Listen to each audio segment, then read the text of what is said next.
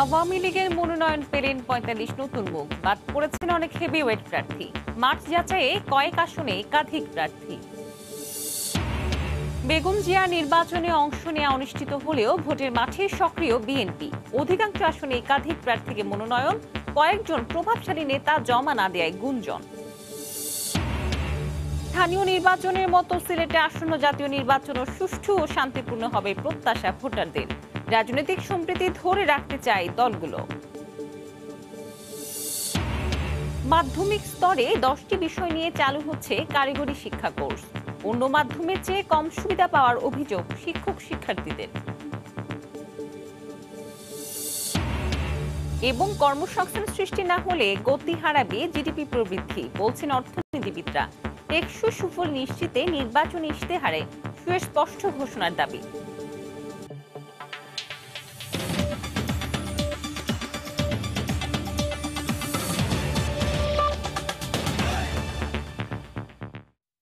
সংবাদের সঙ্গে আছি আমি মৌসুমী মৌ।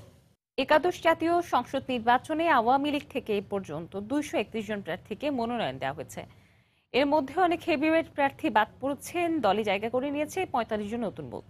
কয়েকটি আসনে রাখা হয়েছে একাধিক প্রার্থী। সর্বশেষ প্রার্থীর পক্ষে মাঠ যাচাই করতেই এমনটি করেছেন বলে দাবি দলীয় সাধারণ সম্পাদকের। দলের গুরুত্বপূর্ণ প্রার্থীরা এবার কে কোথায় নির্বাচন করছেন তা থাকছে ওবায়দুল্লাহ মামুনের প্রতিবেদনে। একাদশ জাতীয় সংসদ নির্বাচন অনুষ্ঠানে চলতি মাসের ৯ তারিখ দলীয় মনোনয়ন ফরম বিক্রি শুরু করে ক্ষমতাসীন দল আওয়ামী লীগ। 4 দিনে মোট 4023টি মনোনয়ন ফরম বিক্রি করে দলটি। যাচাই বাছাই শেষে গত রোববার দলের প্রার্থী তালিকা চূড়ান্ত করে আওয়ামী লীগ। দলীয় সভানেত্রী ও প্রধানমন্ত্রী শেখ হাসিনা নির্বাচন করবেন গোপালগঞ্জ ৩ ও রংপুর ৬ আসন থেকে। আর দলের সাধারণ সম্পাদক ওবায়দুল কাদের নোয়াখালী ৫ আসন থেকে নির্বাচন করবেন। আওয়ামী লীগের 4 যুগ্ম সাধারণ সম্পাদকের মধ্যে মাহবুবুল আলম হানিফ নির্বাচন করবেন কুষ্টিয়া ৩, ডাক্তার দীপুমণি লড়বেন চাঁদপুর ৩ থেকে। বাকি 2 জন এবার মনোনয়ন পাননি। দলের 8 সাংগঠনিক সম্পাদকের মধ্যে খালিদ মাহমুদ চৌধুরী দিনাজপুর 2, চট্টগ্রাম 9 আসন থেকে লড়বেন মহিবুল হাসান চৌধুরী নওফেল, শরীয়তপুর 2 আসন থেকে লড়বেন এনামুল হক শামীম। বাদ পড়েছেন সাংগঠনিক সম্পাদক BM মোজাম্মেল হক, বাহাউদ্দিন নাসিম। আওয়ামী লীগের সভাপতি মণ্ডলীর অন্যতম সদস্য মোহাম্মদ নাসিম সিরাজগঞ্জ 1, কাজী জাফরুল্লাহ ফরিদপুর 4, গোপালগঞ্জ 1 থেকে ফারুক খান নির্বাচন করবেন। শেরপুর 2 থেকে লড়ছেন মতিয়া চৌধুরী। প্রথমে নাম ঘোষণা না করলেও পরে জানা যায় ফরিদপুর 2 আসন থেকে লড়ছেন সাজেদা চৌধুরী। উপদেষ্টা মণ্ডলীর মধ্যে দলের সাবেক সাধারণ সম্পাদক ও নীতি নির্ধারক তোফায়েল আহমেদ নির্বাচন করছেন ভোলা 1 থেকে। আমির হোসেন আমু ঝালকাঠি 2 আর গোপালগঞ্জ 2 আসন থেকে নির্বাচন করছেন শেখ সেলিম। ঢাকা 2 আসন থেকে লড়বেন অ্যাডভোকেট কামরুল ইসলাম। এছাড়া সাবেক সাধারণ সম্পাদক সৈয়দ আশরাফুল ইসলাম নির্বাচন করবেন কিশোরগঞ্জ 1 থেকে। তবে এই আসনটিতে 2 জনের নাম রয়েছে।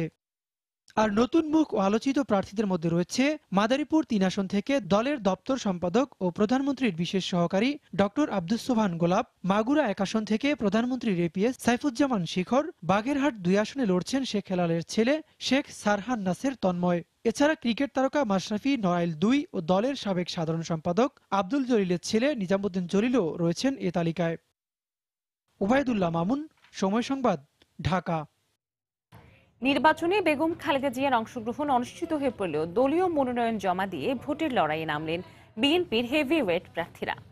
অধিকাংশ আসনে একাধিক প্রার্থী মনোনয়ন দেওয়ায় দলে ক্ষোভ দৃশ্যমান না হলেও কয়েকজন প্রভাবশালী নেতার মনোনয়ন জমা না দেওয়া নিয়ে রাজনৈতিক অঙ্গনে চলছে গুঞ্জন। বিস্তারিত চালাচ্ছেন সালুদ্দিন সুমন। কয়েকদিনের অবিরাম কর্মযজ্ঞে মনোনয়ন প্রক্রিয়া সম্পন্ন করে বিএনপি। দলীয় প্রত্যয়ন নিয়ে বুধবার মনোনয়নপত্র দাখিল করে এখন নির্বাচনের মাঠে সরব সারা দেশের ধানের শীষের প্রার্থীরা। তবে আদালতের একটি রায়ের পর দুর্নীতির মামলায় কারাবন্দী বেগম খালেদা জিয়ার নির্বাচনে অংশ নেওয়ার বিষয়টি এখন অনিশ্চিত। সঙ্গত কারণে বগুড়া 6 ও 7 এবং ফেনী 1 আসনে বেগম জিয়াকে মনোনয়ন দেওয়া হলেও 3 আসনেই বিকল্প প্রার্থী দিয়েছে বিএনপি। দলের মহাসচিব মির্জা ফখরুল ইসলাম আলমগীর ঠাকুরগাঁও 1 আসনে মনোনয়ন নিলেও পরবর্তীতে বেগম জিয়ার বিকল্প হিসেবে বগুড়ার 2টি আসনে তার পক্ষে মনোনয়নপত্র জমা দেওয়া হয়। ফেনী 1 আসনেও রয়েছে বিকল্প প্রার্থী। দলের হেভিওয়েট অন্য প্রার্থীরা নিজ নিজ নির্বাচনী আসনের মনোনয়নপত্র জমা দিয়েছেন। সাবেক মন্ত্রী ও দলের স্থায়ী কমিটির সদস্য ডক্টর খন্দকার মোশাররফ হোসেন এবারও লড়বেন কুমিল্লা 2 আসন থেকে। আর নোয়াখালী 5 আসনে ব্যারিস্টার মওদুদ আহমেদ লড়বেন আওয়ামী লীগের সাধারণ সম্পাদক ওবায়দুল কাদেরের সঙ্গে। দলের স্থায়ী কমিটির অপর সদস্য ডক্টর আব্দুল মঈন খান নরসিংদী 2 আসনে, মির্জা আব্বাস ঢাকা 8 আসনে, আমির খসরু মাহমুদ চৌধুরী চট্টগ্রাম 11 আসনে, কয়েশ্বর চন্দ্র রায় ঢাকা 3 আসনে, দলীয় চেয়ারপারসনের উপদেষ্টা আমানুল্লাহ আমান ঢাকা 2 আসনে এবং সাদেক হোসেন খোকার ছেলে ইশরাক হোসেন মনোনয়ন জমা দিয়েছেন ঢাকা 6 আসনে। এছাড়া মেজর অবসরপ্রাপ্ত হাফিজউদ্দিন আহমেদ ভোলা 3 আসনে ও খন্দকার মাহবুব হোসেন বরগুনা 2 আসনে নির্বাচন করছেন। এদিকে দলীয় মনোনয়নপত্র নিয়েও শেষমেশ জমা দেননি দলের ভাইস চেয়ারম্যান আব্দুল আল মিন্টু, যুগ্ম মহাসচিব সৈয়দ মোয়াজ্জেম হোসেন আলাল ও হাবিবুন নবী খান সোহেল। পছন্দমতো আসন না পাওয়ায় তারা মনোনয়নপত্র জমা দেননি বলে খবর ছড়িয়ে পড়ে। তবে মোয়াজ্জেম হোসেন আলাল জানান, বেগম জিয়াকে জেলে রেখে নির্বাচনে প্রার্থী হতে চান না তিনি। এদিকে দলীয় সভা সেমিনার ও আন্দোলন কর্মসূচিতে সরব উপস্থিতি থাকলেও এই নির্বাচনে মনোনয়নপত্রই সংগ্রহ করেননি দলের স্থায়ী কমিটির সদস্য নজরুল ইসলাম খান ও সিনিয়র যুগ্ম মহাসচিব রুহুল কবির রিজভী। সালাউদ্দিন সুমন, সময় সংবাদ, ঢাকা। 300 আসনে 3056 জন প্রার্থী মনোনয়নপত্র দাখিল করেছেন বলে জানিয়েছেন নির্বাচন কমিশন সচিব হেলাল উদ্দিন আহমদ। গত রাতে নির্বাচন কমিশনের সচিবালয়ে আয়োজিত সংবাদ সম্মেলনে তিনি বলেন, আজ দলভিত্তিক তথ্য প্রকাশ করা হবে। সুনির্দিষ্ট অভিযোগের ভিত্তিতে নারায়ণগঞ্জ পুলিশ সুপারকে প্রত্যাহার করা হয়েছে বলেও জানান ইসি সচিব। রংপুর বিভাগে 361 জন, রাজশাহী বিভাগে 353 জন, খুলনা বিভাগে 351 জন, বরিশাল বিভাগে 182 জন, ময়মনসিংহ বিভাগে 236 জন, ঢাকা বিভাগে 708টি মনোনয়নপত্র দাখিল করা হয়েছে, সিলেট বিভাগে 177 জন এবং চট্টগ্রাম বিভাগে 688টি মনোনয়নপত্র দাখিল করা হয়েছে। সর্বমোট 3056টি মনোনয়নপত্র দাখিল করা হয়েছে। আমাদের কাছে মনোনয়নপত্রে দাখিলের সময় নির্বাচন আচরণ বিধিমালা ভঙ্গ করেছে এরকম কোনো সংবাদ আমাদের কাছে এসে পৌঁছায়নি। একাদশ জাতীয় সংসদ নির্বাচনে দায়িত্ব পালন করবেন এমন সরকারি কর্মকর্তাদের রাজধানীর আগারগাঁওয়ে নির্বাচন কমিশন সচিবালয়ে প্রশিক্ষণ দেওয়া হচ্ছে। সেখানে রয়েছেন রিপোর্টার বেলায়েত হোসেন। বিস্তারিত জানতে আমরা সরাসরি চলে যাচ্ছি তার কাছে। বেলায়েত, নির্বাচনের মাঠে যারা সরকারি কর্মকর্তা রয়েছেন, অর্থাৎ যে সমস্ত সরকারি কর্মকর্তাকে নির্বাচনের দায়িত্ব পালনের জন্য দায়িত্ব দেওয়া হয়েছে, তাদের উদ্দেশ্যে আজকের এই ট্রেনিংটি মূলত আজকে থেকেই শুরু হলো। এই ট্রেনিংটি চলবে 10 দিন ব্যাপী। এই ট্রেনিংয়ের আজকে প্রথম দিন। আজকে এই 2 ভাগে তাদেরকে ট্রেনিং দেওয়া হচ্ছে। এই 2 ভাগে প্রথম ভাগে অংশ নিচ্ছেন ঢাকা, চট্টগ্রাম, কুমিল্লা জেলার এই 4টি জেলার মোট, গাজীপুর সহ এই 4টি জেলার মোট 250 জন প্রশিক্ষক এখানে অংশ নিচ্ছেন, প্রশিক্ষণার্থী এখানে অংশ নিচ্ছেন। আর নির্বাচন ভবনে এই প্রশিক্ষণের পাশাপাশি নির্বাচন প্রশিক্ষণ ভবনে অংশ নিচ্ছেন আরও 4টি জেলার। সর্বমোট আজকে 400 জন এই ট্রেনিংয়ে অংশ নিচ্ছেন। আজকে এখানে যারা ট্রেনিং নেবেন তারা মূলত যারা নির্বাচনের মাঠে ভোট গ্রহণ কর্মকর্তা হিসেবে দায়িত্ব পালন করবেন, অর্থাৎ যারা প্রিজাইডিং অফিসার, সহকারী প্রিজাইডিং অফিসার কিংবা যারা পোলিং অফিসার হিসেবে দায়িত্ব পালন করবেন, তাদেরকে আজকে যারা প্রশিক্ষণ নিচ্ছেন এখান থেকে গিয়ে তারা প্রশিক্ষণ দেবেন। তো আজকের এই প্রশিক্ষণের উদ্বোধন ঘোষণা করবেন প্রধান নির্বাচন commissioner K M Nurul Huda. পাশাপাশি অন্য 4 জন নির্বাচন কমিশনার, নির্বাচন কমিশন সচিব সহ নির্বাচন কমিশনের ঊর্ধ্বতন কর্মকর্তারাও কিন্তু থাকবেন। তো তাদের উদ্দেশ্যে এই আজকে যারা অংশ নিচ্ছেন এদের উদ্দেশ্যে কিন্তু প্রধান নির্বাচন কমিশনার বিভিন্ন দিক নির্দেশনামূলক বক্তব্য রাখবেন। নির্বাচনের মাঠে তাদেরকে কিভাবে দায়িত্ব পালন করতে হবে, কিভাবে নিরপেক্ষভাবে কাজ করতে হবে এবং একটি অবাধ, সুষ্ঠু, অংশগ্রহণমূলক নির্বাচনের সব ধরনের মাঠ পর্যায়ে তারা কি করে তাদের কাজটি করবেন সেই বিষয়ে তাদেরকে আজকে দিনব্যাপী তাদেরকে নির্বাচন কমিশন কথা বলবেন। এবং পাশাপাশি এই আজকের এই নির্বাচন ভবনে প্রশিক্ষকদের উদ্দেশ্যে যে প্রশিক্ষণটি শেষ করে কিন্তু প্রধান নির্বাচন কমিশনার চলে যাবেন পাশের যে ভবনটি রয়েছে নির্বাচন প্রশিক্ষণ ভবন, সেখানে যাবেন।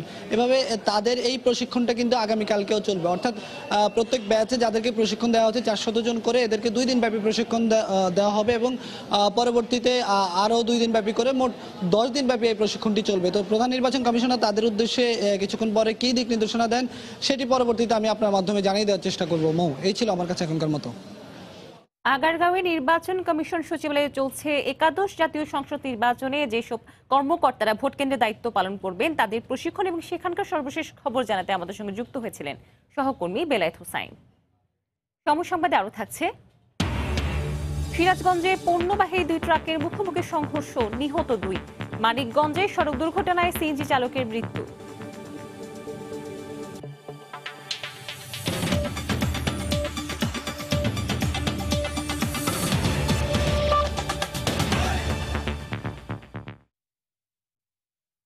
একাদশ জাতীয় সংসদ নির্বাচনে পর্যবেক্ষক পাঠাবে মার্কিন যুক্তরাষ্ট্র। গতকাল দুপুরে আওয়ামী লীগ সভাপতি রাজনৈতিক কার্যালয়ে মার্কিন দূতাবাস কর্মকর্তাদের সঙ্গে বৈঠক শেষে কথা জানান প্রধানমন্ত্রী রাজনৈতিক উপদেষ্টা এইচ.টি. ইমাম। তবে নির্বাচন কমিশনের সঙ্গে বৈঠকের পর ঢাকায় নিযুক্ত ইউরোপীয় ইউনিয়নের রাষ্ট্রদূত রেইস রেতেরিং আবারও জানিয়েছেন, পর্যাপ্ত প্রস্তুতি না থাকায় এবার পর্যবেক্ষক পাঠাতে পারছে না ইউরোপীয় ইউনিয়ন। সবশেষ 2008 সালে খ্রিস্টান সম্প্রদায়ের বড়দিনের উৎসবের 3 দিন পর অনুষ্ঠিত নির্বাচনে প্রায় 800 বিদেশি পর্যবেক্ষক এসেছিলেন। প্রায় একই সময়ে অনুষ্ঠিত এবারে নির্বাচনে কি আসছেন বিদেশিরা? নির্বাচন কমিশনের আমন্ত্রণ থাকলেও এই ইস্যুতে একাধিকবার নিজেদের সীমাবদ্ধতার কথা জানিয়েছেন পশ্চিমা দেশগুলোর সংস্থা ইউরোপীয় ইউনিয়ন। বুধবার কমিশনের সঙ্গে বৈঠকেও একই কথা ইইউ রাষ্ট্রদূতের কণ্ঠে।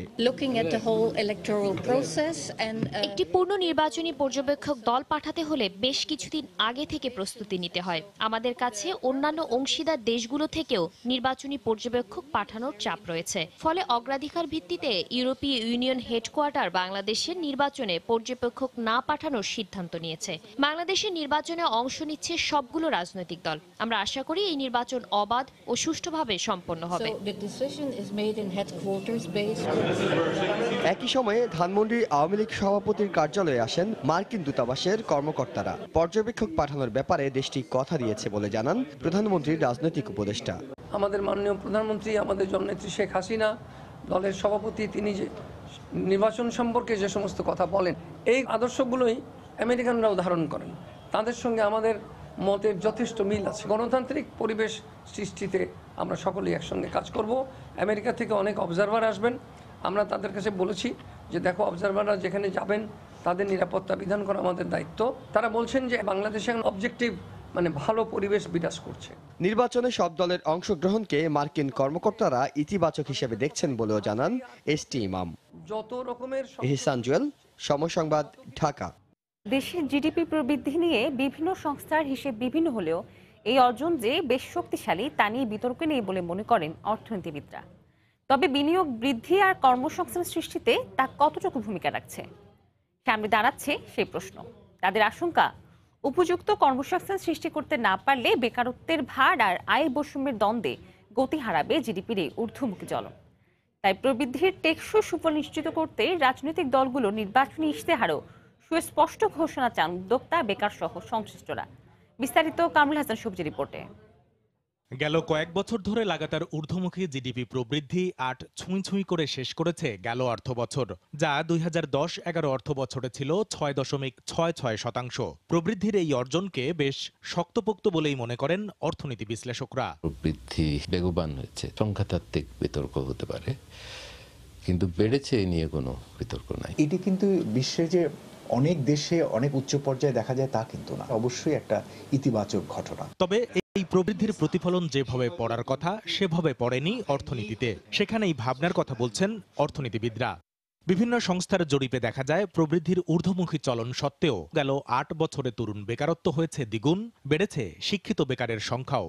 সরকারি খাতে কর্মসংস্থান রয়ে গেছে ৪%-এর নিচে, বেসরকারি বিনিয়োগও আটকে আছে 23%-এর মধ্যেই। বাড়ছে খেলাপি ঋণ, আয় বৈষম্য। তাই বাংলাদেশ ব্যাংকে রিজার্ভ আর মাথাপিছু আয় বাড়লেও প্রবৃদ্ধির সমান্তরালে আয়ের উৎস তৈরি করতে না পারলে লক্ষ্যমাত্রা অর্জনের পথে হোঁচট খেতে পারে বাংলাদেশ, এমন আশঙ্কা বিশ্লেষকদের। এখন বড় প্রশ্ন যেটা দেখা দিয়েছে সেটা হলো এই বৃদ্ধির উপকার কারা পাচ্ছে। ইনোভেশন যে অর্থনীতিতে খুব একটা বেড়েছে এটা তো আর বলা যাচ্ছে না। দেশের ভিতরে পর্যাপ্তভাবে কর্মসংস্থান কিন্তু সৃষ্টি হচ্ছে না, বৈষম্যের মাত্রা এটি কিন্তু বাড়ছে। প্রবৃদ্ধি আমরা দেখছি, কিন্তু পাশাপাশি আমরা আনুপাতিক হারে বিনিয়োগের প্রবৃদ্ধি আমরা সেভাবে দেখছি না। প্রবৃদ্ধিকে টেকসই করার সবচেয়ে বড় হাতিয়ার কর্মসংস্থান সৃষ্টিতে শুধু সরকারের উন্নয়ন নীতি কৌশলেই নয়, রাজনৈতিক দলগুলোর নির্বাচনী ইশতেহারেও সুস্পষ্ট ঘোষণা চান সংশ্লিষ্টরা। রাজনৈতিক দলগুলো তাদের যে নির্বাচনী ইশতেহার ঘোষণা করবে সেখানে যেন বেকারত্ব দূরীকরণে সুনির্দিষ্টভাবে কিছু ঘোষণা দিয়ে থাকে, বা কোনো একটা ঘোষণা থাকে যে আমরা এই সময়ের ভিতরে এই জনসংখ্যাকে জনশক্তিতে পরিণত করব। নির্বাচনী ইশতেহারে থাকলে সেটা ভালো হয় যে যারা সরকার গঠন করে তাদের একটা দায়বদ্ধতা থাকে। ব্যবসায়ীদেরকে সরকার যেভাবে সহায়তা করার জন্য চেষ্টা করছে সেগুলো যেন চলমান থাকে। ভোটারদেরকে আকৃষ্ট করার জন্য কর্মসংস্থান একটা উল্লেখযোগ্য বিষয়। বেসরকারি বিনিয়োগের প্রবৃদ্ধি যেটার উপরে কর্মসংস্থান নির্ভর করবে, সেই জায়গাটাতে নির্বাচনী যে ম্যানিফেস্টো সেখানে কি থাকে সেটা অবশ্যই দেখার বিষয়। বিগত বছরগুলোতে উন্নয়ন নীতিকৌশলে বেশ বড় ভূমিকা রেখেছে নির্বাচনী ইশতেহার। ক্ষেত্রবিশেষে নির্বাচনী প্রতিশ্রুতি বাস্তবায়নে অনেকটা বেশি মনোযোগী মনে হচ্ছে সরকারকে। তাই এবারও রাজনৈতিক দলগুলোর নির্বাচনী ইশতেহারে যুগোপযোগী শিক্ষা, সত্যিকার মানব সম্পদ উন্নয়নের প্রতিশ্রুতি চান উদ্যোগী নাগরিক, যেন নিশ্চিত করা যায় সবার জন্য কর্মসংস্থান, দূর করা যায় বেকারত্বের অভিশাপ। কামরুল হাসান সবুজ, সময় সংবাদ, ঢাকা। বিজ্ঞান, মানবিক ও ব্যবসায় শিক্ষার পাশাপাশি মাধ্যমিক স্তরে 10টি বিষয় নিয়ে চালু হচ্ছে কারিগরি শিক্ষা কোর্স। শিক্ষক শিক্ষার্থীদের দাবি, বর্তমানে অন্য ট্রেডের চেয়ে তুলনামূলক কম সুযোগ সুবিধা পাচ্ছেন তারা। বিশেষজ্ঞদের আশঙ্কা, স্বল্প পরিসরে কারিগরি শিক্ষা বিস্তৃত করে কাঙ্ক্ষিত লক্ষ্য অর্জন সম্ভব নয়। আর বোর্ডের দাবি, প্রকল্পের মাধ্যমে পূর্ণাঙ্গ সুযোগ সুবিধা নিশ্চিত করা তুলনামূলক সহজ। তাই আপাতত এই ধরনের পদক্ষেপ নেওয়া হয়েছে। বিস্তারিত মিজানুর রহমান খবিরের রিপোর্টে। মাধ্যমিক স্তরে যেসব সাধারণ শিক্ষা প্রতিষ্ঠানে ভোকেশনাল কোর্স চালু রয়েছে তার বেশিরভাগই ছোট কক্ষ ও পুরনো উপকরণ দিয়ে ব্যবহারিক ক্লাস ও পরীক্ষা নেওয়া হয়। নানা প্রতিকূলতা সত্ত্বেও মোট শিক্ষার্থীর শতকরা 14% কারিগরি ও কর্মমুখী বিষয়ে পড়ালেখা করছে। ভোকেশনাল আর কি আপনার সাবজেক্টিভ চ্যাপ্টারগুলো কম থাকে, যে ক্ষেত্রে এখানে আর কি এগুলো মেনটেন্স করতে কষ্ট হয়। কারিগরি শিক্ষা বোর্ডটাকে না এত উন্নত চোখে দেখা হয় না, এর ফলে তো অনেকে পিছিয়েই যাচ্ছে। মাধ্যমিকের যে মেশিনগুলো আছে ওরা খুবই নিম্নমানের এবং আধুনিক না। পলিটেকনিক ইনস্টিটিউটে অনেক আধুনিক মেশিন আছে যেগুলো ওদের সাথে এখানে এসে ম্যাচ খেতে সমস্যা হয়। বিদ্যমান পরিস্থিতিতে দেশ বিদেশের কর্মক্ষেত্রে আধুনিক যন্ত্রপাতির সঙ্গে তাল মেলাতে পারে না শিক্ষার্থীদের অনেকেই।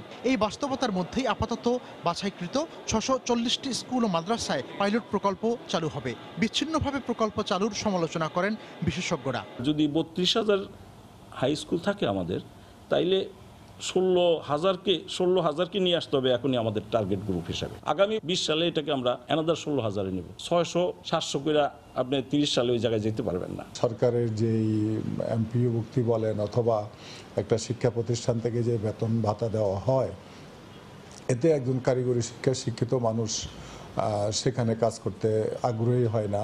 কারিগরি শিক্ষা বোর্ড জানায় 2020 সালের কারিকুলামেই মনোনীত প্রতিষ্ঠানগুলোতে কৃষি, ভবন ও অবকাঠামো নির্মাণ, বিদ্যুৎ, তৈরি পোশাক, স্বাস্থ্য ও তথ্য প্রযুক্তি খাতের মোট 10টি বিষয়ে পাঠদান করা হবে। 29টি ট্রেড থেকে ওনারা 10টা ট্রেডকে মনোনয়ন দিয়েছে এবং সেটা হবে যখন ওরা নবম এবং দশমে পড়বে তখন আমাদের কারিকুলাম আমাদের সিলেবাসভুক্ত হয়ে পড়বে। আর যদি 6, 7, 8 হয় তাহলে সেটা তাদের যে জেনারেল শিক্ষাটা আছে সেই সাবজেক্টের সাথে একটা মাত্র কারিগরি শিক্ষা। ইতোমধ্যে অনুমোদন নেওয়া প্রতিষ্ঠানগুলোকে মানোন্নয়নের শর্ত পূরণে বাধ্য করা এবং আগ্রহী নতুন প্রতিষ্ঠানকে শুধু ঢালাওভাবে অনুমোদন না দিয়ে মানসম্পন্ন শিক্ষা নিশ্চিতের আহ্বান বিশেষজ্ঞদের। মিজানুর রহমান খবির, সময় সংবাদ, ঢাকা। সময় সংবাদে আরো থাকছে, যুক্তরাষ্ট্রের ইন্ডিয়ানায় বাড়িতে ভয়াবহ অগ্নিকাণ্ডে 4 শিশু সহ নিখোঁজ 6, দগ্ধ হয়ে মৃত্যু আশঙ্কা স্থানীয় কর্তৃপক্ষের।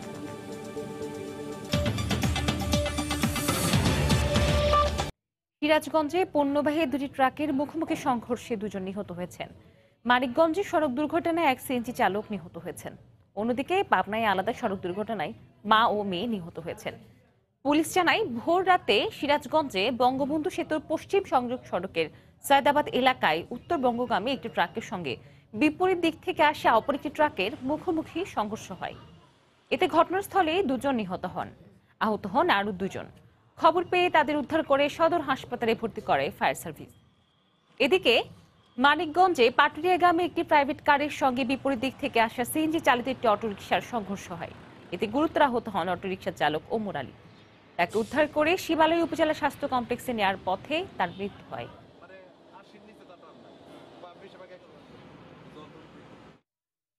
আশুলিয়ায় গুলিতে 1 জন নিহত হয়েছে। পুলিশের দাবি, নিহত ব্যক্তি অপহরণ চক্রের প্রধান বাবলু। তার বাড়ি বরগুনা জেলায়। ঘটনাস্থল থেকে একটি পিস্তল সহ 3 রাউন্ড গুলি উদ্ধার করা হয়েছে। পুলিশ জানায়, ভোরে নিশ্চিন্তপুর এলাকায় অপহরণ চক্রের অবস্থান জানতে পেরে এই অভিযান চালানো হয়। উপস্থিতি টের পেয়ে পুলিশকে লক্ষ্য করে গুলি ছোড়ে দুর্বৃত্তরা। পুলিশ আত্মরক্ষার্থে পাল্টা গুলি ছোড়ে। পরে ঘটনাস্থল থেকে গুলিবিদ্ধ অবস্থায় একজনকে উদ্ধার করে হাসপাতালে নেওয়া হলে কর্তব্যরত চিকিৎসক তাকে মৃত বলে ঘোষণা করে। এই ঘটনায় আহত হন পুলিশের 3 সদস্য। গত 12 নভেম্বর অপহরণের পর একই এলাকায় অজ্ঞাত পরিচয়ের এক ব্যক্তিকে হত্যা করা হয়। নিহত বাবলু সেই অপহরণ চক্রের প্রধান বলে জানিয়েছে পুলিশ।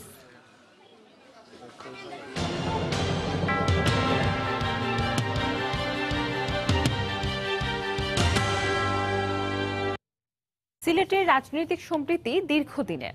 2013 ও 2014 সালেও এর ব্যতিক্রম ছিল না।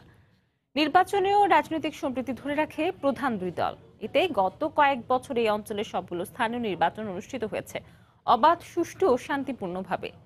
আসন্ন জাতীয় সংসদ নির্বাচনে অতীতের ধারাবাহিকতা চান ভোটাররা। আব্দুল হাদির রিপোর্ট, ছবি তুলেছেন দিগেন সিংহ। কমাস আগে হয়ে গেছে সিলেট সিটি কর্পোরেশন নির্বাচন। একই সময় দেশের অন্যান্য অঞ্চলে অনুষ্ঠিত সিটি নির্বাচন নিয়ে প্রশ্ন তোলা হলেও সিলেটের ভোটাররা ভোট দিয়েছেন নির্বিঘ্নে। আগের বছরগুলোতে ইউনিয়ন পরিষদ, পৌরসভা ও উপজেলা নির্বাচনের ফলাফল নিয়েও প্রশ্ন ওঠেনি। এবারও যেন অতীত ঐতিহ্য বজায় থাকে, সেই প্রত্যাশা ভোটারদের। আমরা অতীতে সিলেট দেখা গেছে কোনো সমস্যা হইছে না, আর এবারও চাই যে এবারও সংসদ নির্বাচনে যাতে কোনো ধরনের সমস্যা না হয়। আগামীতে যে নির্বাচন হচ্ছে সেটাও নিরপেক্ষ হওয়ার জন্য আমি গিয়ে আমার ভোটটা আমি সুন্দরভাবে দিতাম পারতাম, কোনো দাঙ্গা হাঙ্গামা, মারামারি, কাটাকাটি, হিংসা বিদ্বেষ না হই। যে সরকারি যাও, যে দলই যাও, যে নিরপেক্ষ নির্বাচন হোক, ওটা আমরা চাই। এদিকে আগের মতো জাতীয় নির্বাচনেও নিরপেক্ষতা ধরে রাখতে প্রতিশ্রুতিবদ্ধ প্রশাসন। আইনশৃঙ্খলা রক্ষা করে বাহিনী, তাদের দায়িত্ব আছে।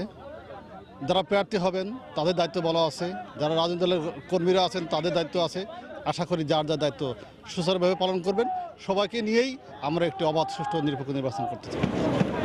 আর কেউ যাতে নির্বাচন প্রশ্নবিদ্ধ করতে না পারে সেজন্য তৎপরতা বাড়িয়েছে পুলিশ। ইলেকশনের আগে যাতে সীমান্তে কোনো রকম কোনো অপ্রীতিকর ঘটনা না ঘটে, কোনো অবৈধ জিনিস যেন সীমান্ত দিয়ে প্রবেশ করতে না পারে, সেক্ষেত্রে আমরা একযোগে বিজিবি, পুলিশ, র্যাব আমরা একসঙ্গে এটা কাজ করতেছি। আমরা সতর্ক অবস্থা আছি। সিলেটের অধিকাংশ উপজেলার অবস্থান ভারতীয় সীমান্তে। নির্বাচনে নাশকতার জন্য সীমান্ত দিয়ে কোনো বিস্ফোরক দ্রব্য যাতে দেশে ঢুকতে না পারে সেজন্য সীমান্তবর্তী এলাকায় বাড়ানো হয়েছে বিশেষ নজরদারি। আব্দুল আহাদ, সময় সংবাদ, সিলেট। বগুড়ার সারিকান্দি, সোনাতলা এবং ধুনট উপজেলার সাধারণ মানুষের দুঃখের কারণ ছিল যমুনার ভাঙন। প্রতি বছর বসতভিটা সহ শত শত একর ফসলি জমি বিলীন হতো যমুনায়। তবে গত 10 বছরে কংক্রিটের ব্লক দিয়ে তীর সংরক্ষণ করায় স্বস্তি মিলেছে এই অঞ্চলের মানুষের।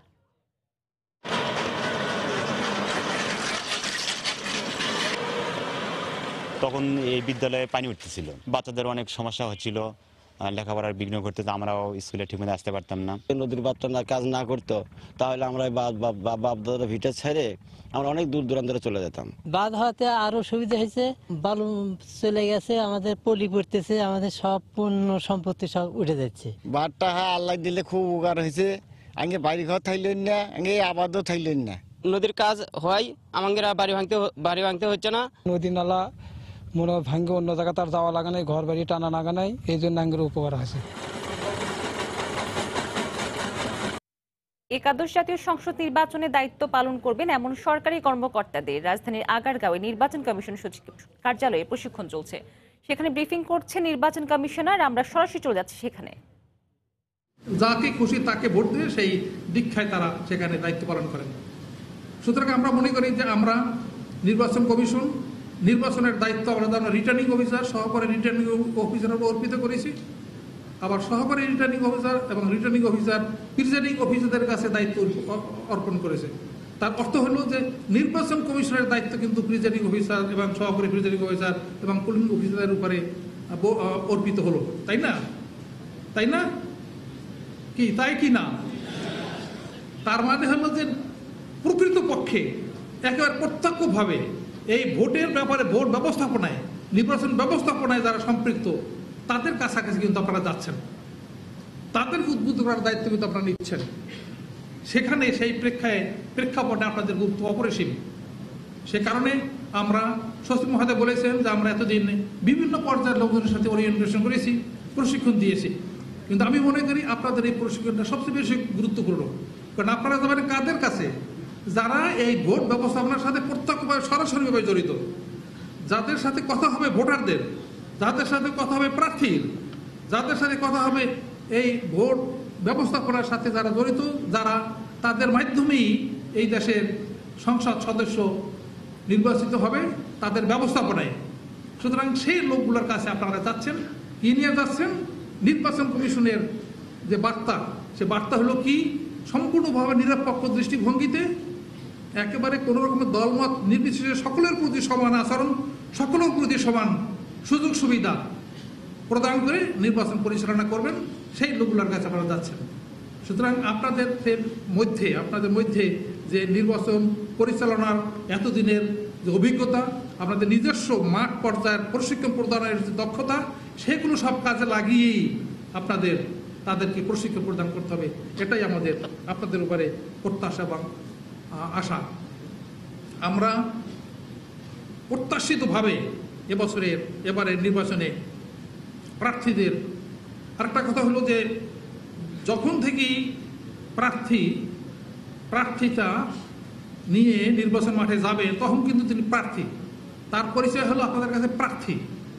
তখন আর তার দলের পরিচয় নেই, তার ব্যক্তির পরিচয় নেই, তার পরিচয় হলো প্রার্থী, একটি সিম্বলের, একটি মার্কার প্রার্থী। সুতরাং সেই হিসাবে সেই প্রার্থী দলীয় প্রার্থী হোক অথবা স্বতন্ত্র প্রার্থী হোক, সকল প্রার্থীর জন্য সমান দৃষ্টিভঙ্গিতে আপনাদের আচরণ করতে হবে, প্রত্যেককে বোঝাতে হবে। এটাই এই শিক্ষাটা, এই প্রশিক্ষণ আপনাদের মাধ্যমে তারা পাবে। আমরা যেটা আশা করেছিলাম যে একটা প্রতিদ্বন্দ্বিতাপূর্ণ নির্বাচন হবে, আমাদের সে আশা পূরণ হয়েছে। আমরা আশা করেছিলাম একটি প্রতিযোগিতামূলক নির্বাচন হবে, সেই প্রত্যাশা পূরণ হয়েছে। আমরা আশা করেছিলাম একটু অংশগ্রহণমূলক নির্বাচন হবে, সে অংশগ্রহণমূলক নির্বাচনের পরিবেশ সৃষ্টি হয়েছে। আমরা এই গতকালকে টেলিভিশনে দেখেছি যে প্রার্থী যারা অত্যন্ত প্রভাবশালী, অত্যন্ত সম্মানী প্রার্থী, তারা নির্বাচন অফিসে, সহকারী রিটার্নিং অফিসারের অফিসে এবং রিটার্নিং অফিসারের অফিসে গিয়ে তারা সুশৃঙ্খলভাবে তাদের আবেদন, তাদের প্রার্থিতা জমা দিয়েছেন। একাদশ জাতীয় সংসদ নির্বাচনে দায়িত্ব পালন করবেন এমন সরকারি কর্মকর্তাদের প্রশিক্ষণ কার্যক্রম অনুষ্ঠানে রাজধানীর আগারগাঁও নির্বাচন কমিশন কার্যালয়ে ব্রিফিং করছিলেন নির্বাচন কমিশনার। আমরা সরাসরি ছিলাম সেখানে। অগ্নিদগ্ধ তরুণ উদ্ভাবক তৌহিদুল ইসলামকে ঢাকা মেডিকেলের বার্ন ইউনিটে ভর্তি করা হয়েছে। জামালপুরে নিজ ল্যাবে কাজের সময় অগ্নিকাণ্ডের ঘটনা ঘটে।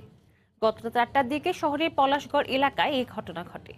স্বজনরা জানান, সহকারীদের নিয়ে পলিথিন ও প্লাস্টিকের সমন্বয়ে অধিক মাইলেজের জন্য জ্বালানি তেল উৎপাদনে নিজ ল্যাবে কাজ করছিলেন তৌহিদুল। এ সময় হঠাৎই একটি পাইপ থেকে আগুন ধরে যায়। মুহূর্তেই আগুন চারপাশে ছড়িয়ে পড়লে তৌহিদুলের শরীরের নিম্নাংশের বেশ কিছু অংশ পুড়ে যায়। উদ্ধার করে জামালপুর সদর হাসপাতালে ভর্তি করে প্রাথমিক চিকিৎসা দেওয়া হয়েছে তাকে। পরে রাত 3টার দিকে উন্নত চিকিৎসার জন্য ঢাকা মেডিকেল কলেজের বার্ন ইউনিটে পাঠানো হয় তৌহিদুলকে। তৌহিদুলের শরীরের 25% পুড়ে গেছে বলে জানিয়েছেন চিকিৎসক।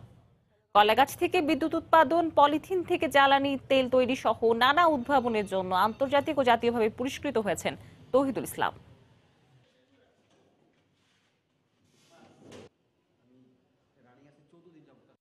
আউটপুটে যে আপনার যে লাইনটা ছিল, সেই লাইনটার ভিতরে ভাই মিস্টেক করে আপনার পা লাগে, আর ওই সময়টাতে ভাই স্লিপ করে পড়ে যায়। আর পড়ে যাওয়ার সময় আপনার ওই জায়গা থেকে গ্যাসটা আপনার সিজ করে, আর তখনই আর কি তার যে প্যান্ট ছিল, প্যান্টে আগুনটা ধরে যায়। বেসিক্যালি এটা একটা ফ্লেম বার্ন, এবং এর ফলে ওনার শরীরের 25%-এর মতো পুড়ে গেছে।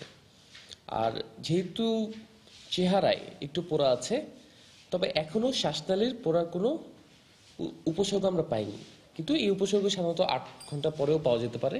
এই জন্য আমরা এই 24 ঘন্টা ওনাকে খুব ক্লোজ মনিটরিংয়ের মধ্যে রাখবো।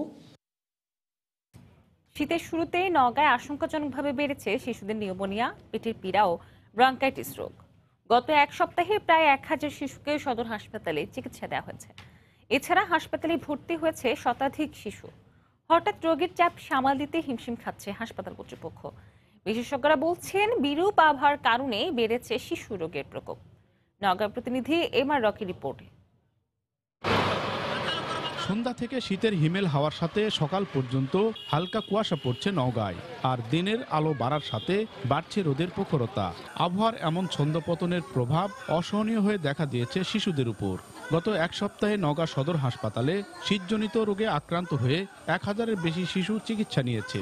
ডায়রিয়া, নিউমোনিয়া, পেটের পীড়ায় আক্রান্ত হয়ে ভর্তি হচ্ছে শিশুরা। সিরিয়াস অবস্থা, 3টায় যাবত স্যালাইন গেল, তারপরে ভালো হতেছে না। কাশ, সর্দি, জ্বর এটাই হচ্ছে বেশি, নিউমোনিয়া এটাই হচ্ছে। আমার বাচ্চার 20-25 দিন হলে গায়ের জ্বর, ঠান্ডার কারণে নিউমোনিয়া, সর্দি, কাশ এগুলো সমস্যা। হঠাৎ শিশু রোগের চাপ বেড়ে যাওয়ায় সেবা দিতে হিমশিম খাচ্ছে হাসপাতাল কর্তৃপক্ষ। সদর হাসপাতালে মাত্র 20টি শিশু বেডের বিপরীতে 100-রও বেশি শিশু ভর্তি হওয়ায় আলাদা কেবিনে জায়গা করা হয়েছে।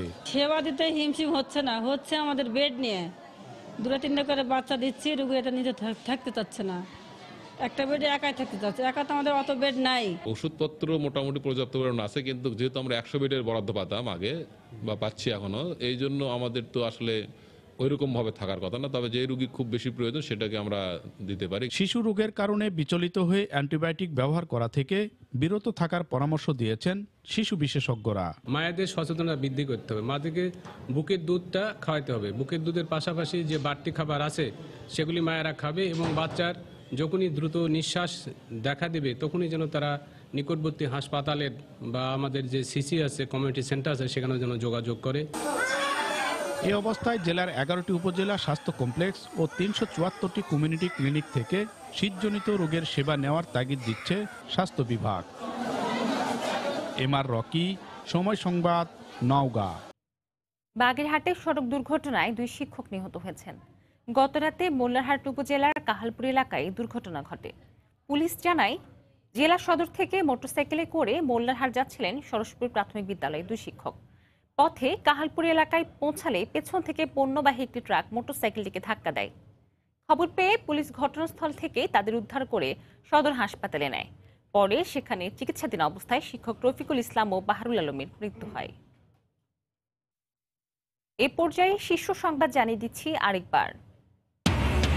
প্রার্থীকে প্রার্থী হিসেবে বিবেচনা করতে হবে, দল হিসেবে নয়, বললেন প্রধান নির্বাচন কমিশনার।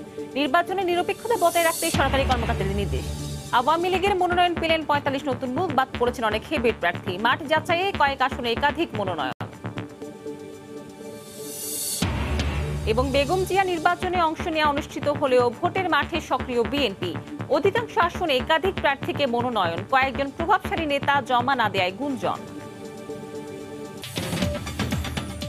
এই ছিল এখনকার মতো।